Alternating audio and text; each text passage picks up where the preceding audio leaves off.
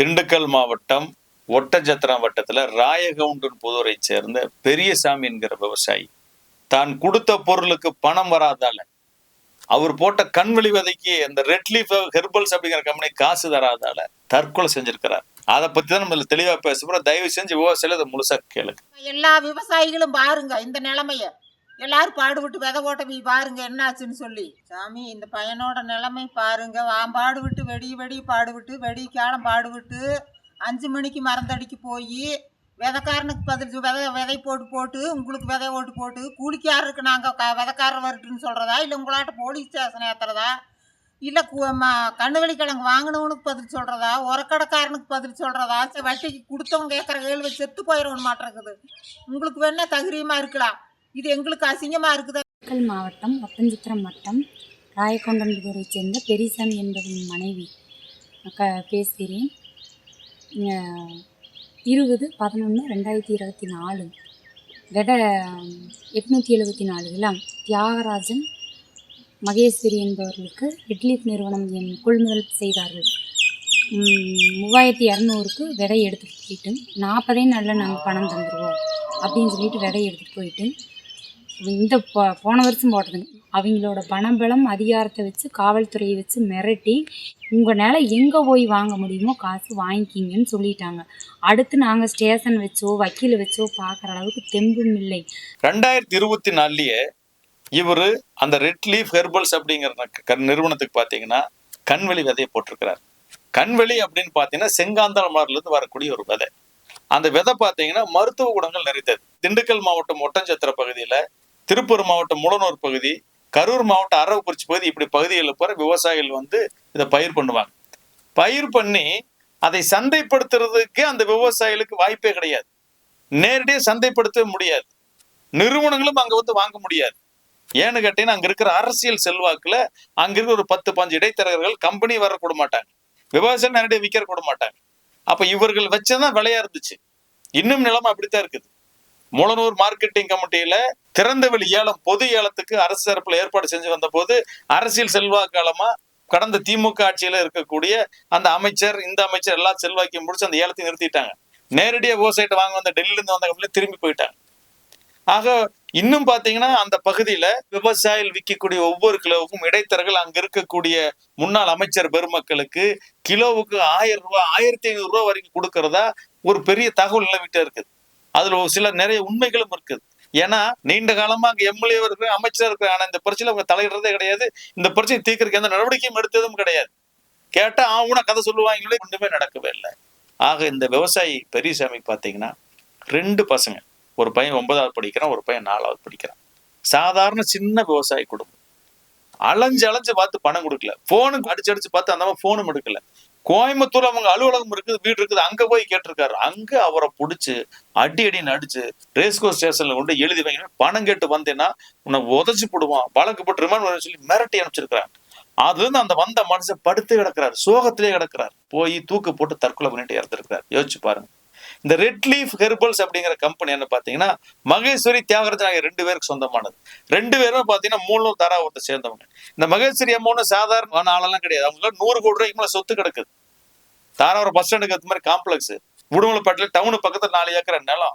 3 வருஷமா வீட்டை இழைச்சு பல கோடி ரூபாய் வீடு கட்டிட்டு இருக்கிறாங்க. விவசாயிகளுக்கு பாத்தீங்கன்னா கிட்டத்தட்ட 200 விவசாயிகளுக்கு மேல 100 கோடி ரூபாய்க்கு மேல பணம் கிடைக்குது.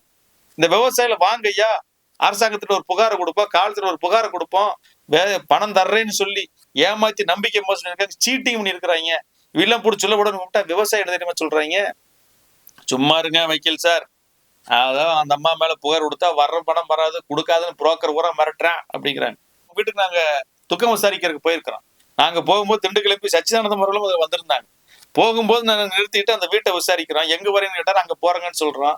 எனக்கு இந்த இடங்க பணம் 38 லட்சம் அசால்ட்டா சொல்லி டிவி ஸ்பீட்டில போயிட்டு இருக்காரு. பாவம் மனுஷன் அழுதுட்டு நொந்துட்டு போயிட்டு இருக்கிறாரு. இந்த மாதிரி நிறைய விவசாயிகள் நிறுவனத்திட்ட புகார் கொடுக்கறதுக்கே பயந்துக்கிறாங்க. ஏன் பயந்துக்கிறாங்கன்னு கேட்டீங்கன்னா அங்க இருக்கிற அந்த அம்மாவுக்கான அரசியல் செல்வாக்கு அப்படி. உதாரணத்துக்கு பாத்தீங்கன்னா கள்ளிமந்தியம் காவல் நிலையத்துல பணம் வர வேண்டிய 3 விவசாயிகள் அந்த வண்டி, அந்த நிறுவனத்தோட வண்டி வருது, விதை ஏத்திட்டு வருது, விதையோட வண்டி பிடிச்சி வச்சுக்கிறாங்க. எங்களுக்கு காசை கொடுத்து போட்டு நீ வண்டி எடுத்துட்டு போகிறாங்க. உடனே ஸ்டேஷன்ல புகார், காவல்துறை வருது, அந்த விவசாயியை மிரட்டி வண்டியை பிடிச்சி நம்ம எஃப்ஐஆர் போட்டு சொல்லி எஃப்ஐஆர் போட்டு வண்டி எடுத்துட்டு போயிட்டாங்க.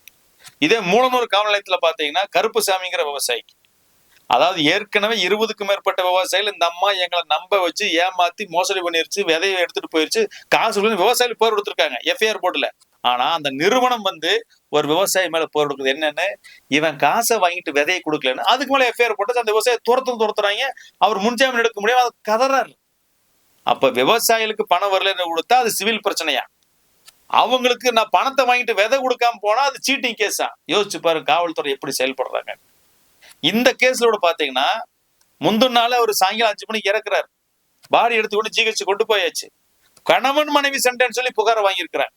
அப்புறம் போய் உண்மையை நம்ம விவசாயிகள் சங்க நிர்வாகிகளை விசாரிச்சு அப்புறம் உண்மையான புகார் எழுதி கொடுத்து இந்த கம்பெனியால, இந்த மகேஸ்வரியால, இந்த தியாகராஜால, இந்த ரெட் லீஃப் ஹெர்பல்ஸ் கம்பெனியால என் வீட்டுக்காரர் இறந்தான்னு புகார் எழுதி கொடுக்குறாங்க.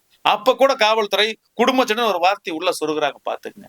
சொருகுனதும் இல்லாம அந்த மாதிரி எஃப்ஐஆர் போட்டிருக்குமா? போடவே இல்லை. சந்தேக மரணம்னு போட்டு வச்சிருக்கிறாங்க. மிக தெளிவா red leaf company, Thiyagarajan, Maheswaran புகாரில் மிக தெளிவா சொன்னதுக்கு அப்புறம் அவங்களாலதான் அவங்க பணம் கொடுக்காதால எங்க வீட்டுக்காரர் மனம் முடிஞ்சு இறந்து போட்டான்னு சொன்னதுக்கு அப்புறம் அவங்க எங்க வீட்டுக்காரர் கோயம்புத்தூர்ல வச்சு அடிச்சிருக்காங்கன்னு சொன்னதுக்கு அப்புறமே சந்தேக மரணம்னு காவல்துறை போட்டு வச்சிருக்காங்க. நான் கேட்கிறேன், திண்டுக்கல் மாவட்ட காவல்துறையே, அம்பலக்கி காவல் நிலையமே, நீங்க யாருக்காக வேலை செய்யறீங்க? ஒரு விவசாயிகள் அந்த ஏரியால எத்தனை விவசாயிகள் பாதிக்கப்படுறாங்க தெரியும். ஏன் அந்த ஸ்டேஷனுக்கு ஒரு எஸ்ஐக்கே பணம் வரணும்? யோசிச்சு பாருங்க. சந்தேக மரணம் படிச்சிருக்காங்க. வெக்கமே எல்லாம் கொஞ்சம் கூட. பேரை குறிப்பிட்டிருக்காங்க, கம்பெனி பேரை குறிப்பிட்டிருக்காங்க, தொகையை குறிப்பிட்டிருக்காங்க. இவங்களாலதான் கொடுக்குற தற்கொலை நம்ம புகார் கொடுத்துருக்குது. அப்ப எஃப்ஐஆர் படுத்தி ரிமாண்ட் பண்ணி இருக்கணும்ல? பண்ணாங்களா? பண்ணவே இல்லை. சந்தேக மரணம் போட்டு வச்சிருக்காங்க. யோசிச்சு பாருங்க. அங்க இருக்கிற காவல்துறை, அரசியல்வாதிகள், அட்டியாளுக்கு எல்லாரும் விவசாயிகளுக்கு தான் இருக்கிறாங்க. புகார் கொடுக்கறதுனால வர்றது இல்ல. 20 பேர் விவசாயி போர் கொடுத்துருக்காங்க. எஃப்ஐஆர் போட கிடையாது. ஆனா கம்பெனிக்கார புகார் கொடுக்குற மூலூர் ஸ்டேஷன்ல எஃப்ஐஆர் போட்டாச்சு. அவன் வண்டியை பிடிச்சி வச்சு எங்களுக்கு பணம் கொடுத்துட்டு வண்டி எடுத்துட்டு போடா அப்படிங்கிறாங்க. உடனே போலீஸ் வண்டி விடுவிச்சு கொடுக்குது. எல்லா அரசியல் செல்வாக்கு. விவசாயிகள் தொடர்ச்சியாக அந்த கண்வெளி விவசாயிகளோட வாழ்க்கையில இப்படி இந்த அரசியல் விளையாடுது, இடைத்தரகர்கள் விளையாடுறாங்க, கம்பெனிகள் விளையாடுது. யோசிச்சு பாருங்க. அந்த மக்கள் சொத்துல நினைச்சிட்டு இருக்கீங்களா? 100 கோடி ரூபாய்க்கு மேல விவசாயிகளுக்கு பணம் கொடுக்க வேண்டியது இருக்குதுங்க. 200 பேர் கொடுக்க வேண்டியது இருக்குதுங்க. அது அந்த அம்மா என்ன சொல்லுதுன்னா, இன்னைக்கு விதை போடுறியா, மனம் வாங்கிக்க, எடுத்துக்க. பழைய பாக்கி அதை பத்தி எல்லாம் பேசாத. அது நான் மாசம் 1 லட்சமா 2 லட்சமா கொடுப்பேன். வீடு பல கோடி கட்டுறாங்க. யோசிச்சு பாருங்க. 100 கோடி ரூபாய்க்கு மேல சொத்து கிடக்குது. எல்லாம் மெயின் ப்ராப்பர்ட்டி டவுன்ல பஸ் ஸ்டாண்டு காம்ப்ளெக்ஸ் கிடக்குது. கோயம்புத்தூர்ல வீடு கட்டுறதான் தகவல் சொல்றாங்க. ஆக பல கோடி ரூபாய் நீங்க விவசாயிட்டு இருந்தேன். அம்மா மகேஸ்வரி அவர்களே, தியாகராஜனே, இதெல்லாம் நியாயமா? உங்க குடும்பத்துல ஒரு இழப்பு இப்படி ஏற்பட்டு இருந்திருந்தா உங்களுக்கு அந்த வலி வேதனை தெரியும். எவனோ விவசாயி விதை போட்டவன், அவனை யாரு கேட்கறா, காசை கொடுத்து மிரட்டல, பணத்தை கொடுத்து மிரட்டலன்னு சொல்லி இப்படி எல்லாம் அராஜகம் பண்றீங்களே, இந்த விவசாயிகள் சாபம் சும்மா ஆடுமா? யோசிச்சு பாருங்க. ஆக அம்பலிக்கை காவல்துறை ஐயா, நீங்க எல்லாம் அங்க ஸ்டேஷன்ல யாருக்காக வேலை பார்க்குறீங்க? யாருக்கிட்ட சம்பளம் வாங்குறீங்க? ஒரு பேரையும் ஒரு கம்பெனியும் குறிப்பிட்டு சொல்லி உண்மை அதுவாக இருந்த போதும் சந்தேகமான எஃப்ஐஆர் போட்டிருக்கீங்களா? இதெல்லாம் நியாயமா? ஆக இன்னைக்கு மாண்புமிகு தமிழ்நாடு முதல்வர்களை தயவு செஞ்சு காவல்துறை நீங்க தான் கையில வச்சிருக்கிறீங்க. நீங்க தான் அதுக்கு பொறுப்பு. அமைச்சர், முதலமைச்சர் கட்டுப்பாட்டுல தான் இருக்குது. அந்த அம்பலிக்கை காவல் நிலையம் முழுக்க விவசாயிகளுக்கு விரோதமாக இருக்கிறது. உண்மைக்கு எதிராக வேலை செஞ்சிருக்கிறாங்க. அங்க நீதியும் கிடைக்காது, அந்த விவசாயிக்கு நேர்மையும் கிடைக்காது. எனவே ஒட்டுமொத்தமா அந்த காவல் நிலையத்தில் இருக்கிற எல்லாத்து மீதும் நடவடிக்கை எடுத்து சஸ்பெண்ட், டிரான்ஸ்பர் பண்ணி வீட்டுக்கு அனுப்புங்க. அப்பதான் விவசாயிகளுக்கு நீதி கிடைக்கும், நியாயம் கிடைக்கும். உடனடியா அந்த அம்மா மீது உரிய பிரிவுகளை வழக்கு பதிவு செஞ்சு நம்ம கைது செய்து சிறையில் அடைக்கணும். அவருக்கு வர வேண்டிய 5 லட்சம் ரூபாய் பணத்தை உடனே வாங்கி கொடுக்கணும். அந்த குடும்பம் அந்த அம்மாவால இன்னைக்கு தற்கொலை செஞ்சிருக்கு. அந்த குடும்பம் பாதிக்கப்பட்டு நிக்குது. பெரியசாமி இறந்து போய் கிடக்கிறார். அந்த குடும்பம் முழுசா பாதிக்கப்பட்டு 2 பசங்க இருக்கிறாங்க. ஆக அந்த குடும்பத்துக்கு 50 லட்சம் ரூபாய் நிவாரணமாக உடனடியாக அரசு பெற்று தர வேண்டும். ஆக இது போன்ற கோரிக்கைகள் உடனடியாக நிறைவேற்ற வேண்டும். இல்லைன்னா நாங்க ஜூலை 7ஆம் தேதிக்கு அப்புறம் அங்க இருக்கிற எல்லா விவசாய சங்கங்களையும், அமைப்புகளையும், கட்சிகளையும் திரட்டி அந்த அம்மாவும் உண்ணாவிரதம் ரெடியா இருக்கிறாங்க. நாங்களும் உங்களுக்கு உண்ணாவிரதம் இருக்க ரெடியா இருக்கிறோம். கண்டிப்பாக நாங்கள் அமர்ந்து அறவழியில போராடி இந்த குற்றவாளிகள் மீது உரிய நடவடிக்கை எடுக்கணும். தவறு செஞ்ச காவல்துறை மீது உரிய நடவடிக்கை எடுக்கணும். அந்த அம்மாவுக்கு நிலுவையில் இருக்கிற பணத்தை பெற்றுக் கொடுக்கணும். அந்த குடும்பத்துக்கு 50 லட்சம் ரூபாய் கொடுக்கணும். இல்லாட்டி சிபிஐ இன்வெஸ்டிகேஷன் கேட்டு உயர்நீதிமன்றத்தை வழக்கு தொடுப்போம் என்பதையும், போராட்டம் கோரிக்கை நிறைவேறும் தொடரும் என்பதையும் இந்த நேரத்தில் நாங்கள் தெரிவித்துக் கொள்கிறோம்.